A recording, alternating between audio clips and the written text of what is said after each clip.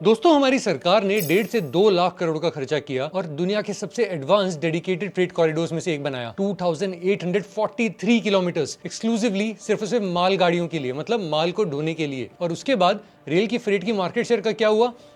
2008 में वो 36% पे था, आज की 25% पे है।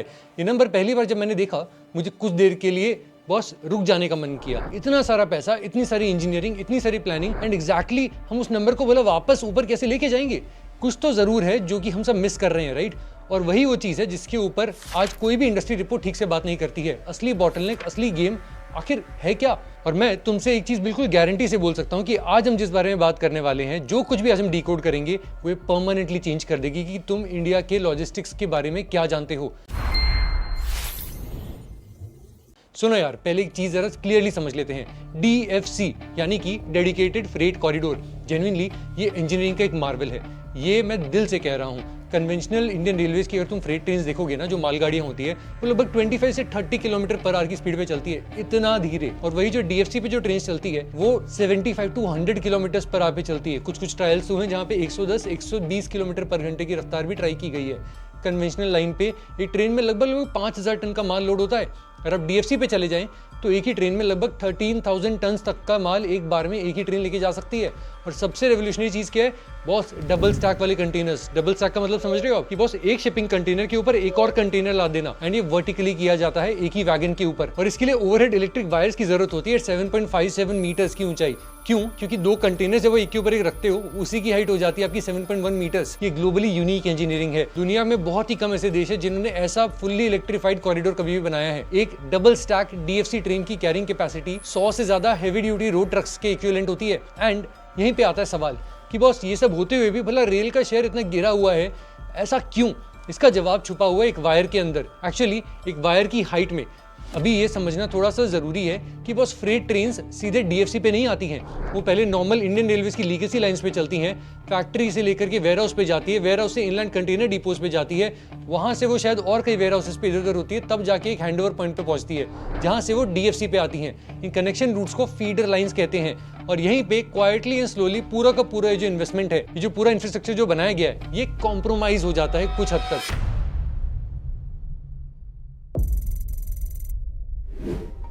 अब जरा गुड़गांव या मानेसर की बात कर लीजिए। ये NCR के इंडस्ट्रियल हब्स में से एक है। वहाँ पे एक मेजर फैक्ट्री है। अब उस फैक्ट्री को अपना सामान गुजरात के मुंद्रा पोर्ट पे भेजना है एक्सपोर्ट के लिए। गुजरात है कहाँ पे? वेस्टर्न कोस्ट पे। पोर्ट कहाँ पे? वेस्टर्न कोस्ट पे।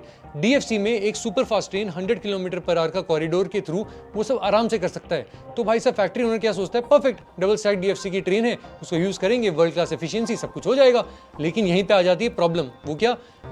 गुड़गांव से डायरेक्ट आपको DFC पे एंट्री पॉइंट नहीं मिलेगा। आपको पहले ही गुड़गांव से जाना पड़ेगा रेवाड़ी, 50 किलोमीटर का कन्वेंशनल इंडियन रेलवेज का पुरानी वाली लाइन पे। उस पुरानी वाली लाइन की ओवरहेड की जो इलेक्ट्रिक वायर्स हैं, वो है 4.265 मीटर से लेकर के 5.1 मीटर्स के बीच में। मतलब बस डबल स्टैक कंटेनर्स तो वहां पे चल ही नहीं सकते। तो इसका मतलब क्या होता है भैया? फिजिक्स बहुत सिंपल है कि पहले आप एक नॉर्मल आप ट्रेन के अंदर उसको पहले ला देंगे मल्टीपल कंटेनर्स के अंदर, उसको वहां पे लेके जाएंगे रेवाड़ी तक, फिर वहां पे आप सारा सामान उतारेंगे, फिर आप नए वाले कंटेनर्स में डालेंगे जो कि डबल स्टैक हो सकते हैं। भाई साहब, इतना ज्यादा काम बढ़ जाएगा। दूसरा ऑप्शन क्या होता है कि बॉस मैं सीधा ट्रक में सामान डालूं एंड सीधा वहीं पे लेके चले जाऊं मुंद्रा तक, और इसमें आपका बार बार सामान को उतारने का, वापस चढ़ाने का, ये सारा झंझट खत्म हो जाता है। सामान के डैमेज होने का भी रिस्क कम हो जाता है। तो बहुत सारे लोग इसी रास्ते पे चले जाते हैं। आप समझ रहे हैं ना कि आखिर दिक्कत क्या है? 1000 किलोमीटर का सफर एक बार चढ़ा करके एक बार उतारना ज्यादा आसान है देन एक बार चढ़ाओ, फिर उतारो, फिर वापस कहीं चढ़ाओ, फिर वापस कहीं उतारो। बात समझ रहे हो? एंड इरिस्पेक्टिव ऑफ दोनों में से किसी भी केस को आप सही माने, इतना तो एकदम क्लियर है कि यार दोनों ही केसेस में हमारे जो पूरा DFC का कॉरिडोर है, इतना जो इन्वेस्टमेंट हमने किया है, वो कहीं ना कहीं कॉम्प्रोमाइज हो जाता है। उसका जो प्राइमरी जो आपका बेनिफिट आपको मिल सकता है एकदम प्राइम फॉर्म में, वो आप उसको अटेन नहीं कर पाते हैं। और ये जानने के बाद मैं लिटरली एक बार बैठ गया कुछ देर के लिए। और हाँ, मैं एक बात बिल्कुल क्लियर कर दूं, मैंने गुड़गांव का खाली एग्जाम्पल दिया है।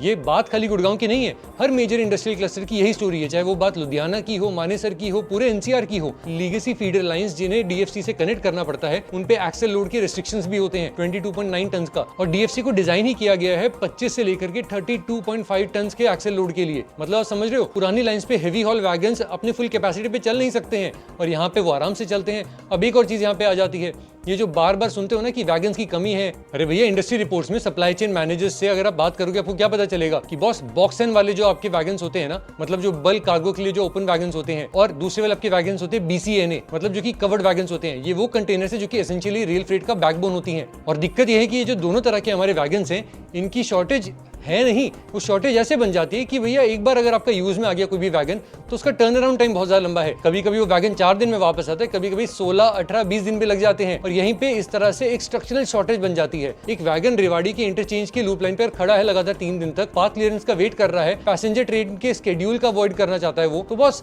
इसके कारण इन दिन तो शॉर्टेज आई जाएगी ना। और टर्न अराउंड इतना स्लो है कि इफेक्टिव वैगन शॉर्टेज क्रिएट हो ही जाती है। इवन दो न्यूमेरिकली वैगन्स वहां पे हैं, उनकी कमी नहीं है। और अगर फीडर लाइंस का भी आप बात करें बॉस, उनका जो सिग्नलिंग सिस्टम है वो अपग्रेड हो, एक्सेल लोड का जो रिस्ट्रिक्शंस है वो हटाया जाए, और जो ओवरहेड वाली आपकी बिजली की तारें हैं उनकी हाइट स्कोर बढ़ाया जाए, तो बस जो सेम वैगन्स है उनका टर्न अराउंड टाइम अपने आप बढ़ जाएगा। मैथमेटिकली ये इक्विवेलेंट है हजारों नई वैगन्स को इंजेक्ट करने के बराबर, बिना एक भी नया वैगन खरीदे। ये बात तब क्लियर समझ में आती है जब आप नीति आयोग की 2024 की रिपोर्ट पढ़ते हैं। उन्होंने एक्सप्लिसिटली इस बात को फ्लैग किया है कि जो बॉटलनेक्स हैं ये DFC और इंडियन रेलवेज के इंटरचेंज पॉइंट्स वाले, बॉस ये बहुत ज्यादा दिक्कत का पॉइंट है। इनके कारण हमारे जो डेडिकेटेड फ्रेट कॉरिडोर्स हैं हम उसका पूरी तरीके से एक्सप्लॉइटेशन नहीं कर पा रहे, हम उसको पूरी तरह यूज नहीं कर पा रहे हैं। पर अब कुछ लोग मुझसे यहाँ कहेंगे कि यार आपकी DFC ने खाली नॉर्थ इंडिया की जो इंडस्ट्रीज हैं उन्हीं के लिए थोड़ी ना काम करना था। आप अगर ईस्टर्न डेडिकेटेड फ्रेट कॉरिडोर देखें, वो देखो कोल इवैक्यूएशन में कितना हेल्प कर रही है। थर्मल पावर प्लांट्स के लिए इतने इतने दिनों को उन्हें स्टॉक रखना पड़ता था, अब क्योंकि टाइमली सामान आ जाता है इस डेडिकेटेड फ्रेट कॉरिडोर से, तो उनका भी एकदम वर्किंग कैपिटल ब्लॉक होना बंद हो गया है। इस तरह से और भी ज्यादा हेल्प हुई है। मैं कहता हूँ आप बिल्कुल सही कह रहे हैं। आप भी कमेंट्स में बताओ इसमें और क्या क्या न्यूआंसेस हो सकते हैं, क्योंकि ये प्रोजेक्ट मैं ये नहीं कह रहा फेलियर है, लेकिन मेरा खाली इतना कहने का मतलब है कि हाई वैल्यू एक्सपोर्ट इंपोर्ट वाला जो कार्गो होता है उसके लिए जो कंटेनर फ्रेट का यूज होता है, जो कि इंडिया की मैन्युफैक्चरिंग कॉम्पिटिटिवनेस के लिए बहुत ज्यादा क्रिटिकल है, क्या DFC का डबल स्टैक प्रॉमिस एक्चुअल में वहां पे डिलीवर कर पा रहा है? ये बात जरा सोचने की तो है। बट इतना जब मैंने बता दिया तो जरा कुछ अच्छी खबर भी आपको बता देता हूं, क्योंकि ये सिर्फ प्रॉब्लम वाली एक वीडियो नहीं है। देखो, Haryana orbital rail corridor HORC एक 126 किलोमीटर की नई लाइन है जो कि स्पेसिफिकली इस बॉटलनेक को सॉल्व करने के लिए डिजाइन हुई है। 5618 करोड़ पलवल से लेके सोनीपत, मानेसर से लेके खरगोदा, इन सारे इंडस्ट्रियल हब से होकर के, और ये पूरी की पूरी लाइन बनाई ही जा रही है पहले दिन से 7.57 मीटर की वायर के हिसाब से। और इस लाइन को पहले दिन से ऐसे डिजाइन किया जा रहा है कि जो ओवरहेड वायर्स होती है ना वो डे 1 से ही 7.57 मीटर की हाइट पे लगाई जा रही है, यानी DFC से कंपैटिबल है फ्रॉम स्क्रैच। मानेसर की फैक्ट्री सीधा डबल स्टैक कंटेनर्स में सामान अपना लोड करके वेस्टर्न DFC पे चढ़ा पाएगी, वहां से पृथला जाएगा और वहां से सीधा मुंद्रा पोर्ट, बिना किसी भी हैंडओवर के, बिना किसी कॉम्प्रोमाइज के, मिनिमल डैमेज के साथ 100 किलोमीटर पर आवर की स्पीड पे चलते हुए। और सिर्फ ये नहीं, आपने मारुति सुजुकी का नाम जरूर सुना होगा, जो कि इंडिया का सबसे बड़ा कार मेकर है। इन जून 2025 उन्होंने इंडिया का सबसे बड़ा और सबसे पहला automobile in plant railway siding का इनॉग्रेशन किया था मानेसर में ही। फैक्ट्री के अंदर सीधा गाड़ियां बनती है और सीधा वो वैगन पे लोड होती है और चलो DFC पे। कोई ट्रक नहीं, कोई रोड सेगमेंट नहीं, कोई डबल हैंडलिंग नहीं। 4.5 lakh cars annually already rail से ट्रांसपोर्ट कर रहे हैं। टारगेट है बाय 2030 ये नंबर लगभग 7 से 10 लाख के बीच में होगा। ये वो फ्यूचर है जिसके बारे में हम आज ज्यादा बात नहीं करते हैं। तो यार स्टोरी आखिर हमें क्या सिखा रही है? सप्लाई चेन एक सिंपल रूल को फॉलो करती है, वो अपनी मोस्ट कांस्टेंट नोड की स्पीड पे चलती है। अगर इतनी बड़ी लाइन है लेकिन बीच में कहीं पे अगर स्पीड एकदम खत्म हो जाती है तो पूरी लाइन की स्पीड खत्म हो जाती है। दुनिया की फास्टेस्ट ट्रेन का कोई फायदा नहीं है अगर पहले 50 किलोमीटर में एक वायर रुक जाए। आप बात को समझ रहे हैं ना?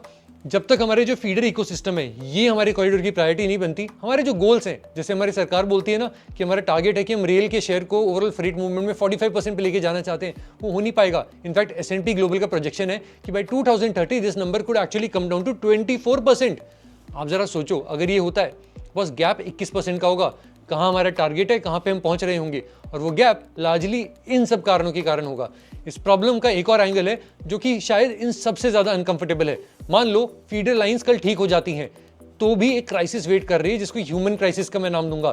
44,000 से ज्यादा ट्रेन ड्राइवर्स आज की मिसिंग है। सिस्टम में इतनी ज्यादा शॉर्टेज है ड्राइवर्स की, और इसीलिए होता है कि DFC ट्रेन बहुत बार घंटों के लिए लूप लाइन में खड़ी रहती है ड्राइवर्स का वेट करते हुए। पर वो अपने आप में एक बहुत बड़ा सेपरेट डीप डाइव बनता है, बहुत बड़ा अपना उसका एंगल है। तो अगले वीडियो में उसको जरा डिटेल में डीप डाइव करेंगे।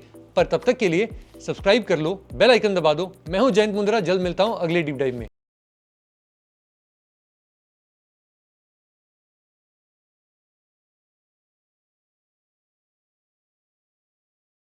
Investment in securities market are subject to market risks. Read all the related documents carefully before investing. Please read the risk disclosure documents carefully before investing in equity shares, derivatives, mutual fund, and or other instruments traded on the stock exchanges.